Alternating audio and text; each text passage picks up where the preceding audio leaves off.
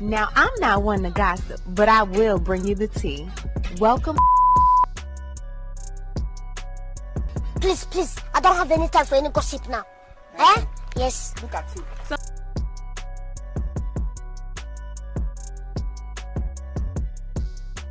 Look at you. So, this third bail hearing seems to be an all-out war between the prosecution and Diddy's team after the prosecution proved that Diddy has been running the jail like his own kingdom, reminiscent of his days at Bad Boy Entertainment. Allegedly using other inmates' pack numbers to manipulate privileges, despite expectations that Judge Subramanian would make this an open and shut case.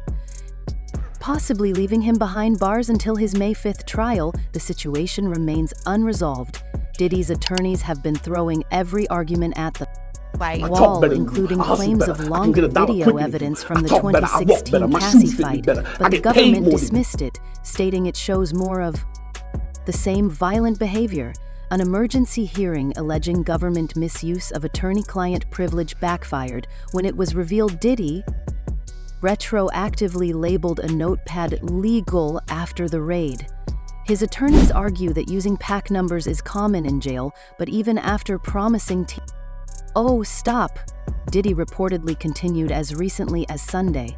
The government's 13-page rebuttal accuses Diddy of contacting witnesses. The unfolding legal battle in Sean Diddy Combs' third bail hearing has become a high-stakes courtroom drama, pitting his defense team against an unrelenting prosecution determined to keep him behind bars until his trial scheduled for May 5. The prosecution has built a damning case against the hip-hop mogul, accusing him of exploiting his incarceration as though it were an extension of his former Bad Boy Entertainment empire, allegedly using other inmates' pack numbers to gain privileges and maintain control. This behavior, they argue, is indicative of a broader pattern of manipulation, intimidation, and rule-breaking that underscores why Diddy should not be granted bail. They claim that even while incarcerated, Diddy has been contacting witnesses, using coded language and involving family members in his efforts to influence testimonies and obstruct justice actions that the government insists pose a grave threat to the integrity of his trial and the safety of the community. The prosecution has also accused him of repeatedly violating court orders, including a gag order, by orchestrating social media campaigns to sway public opinion, a move they argue is designed to prejudice potential jurors and derail the trial. Their case is laid out in a comprehensive 133-page document detailing a history of alleged violent behavior and coercion, with charges including kidnapping, arson, and assault spanning from 2008 to as recently as 2024.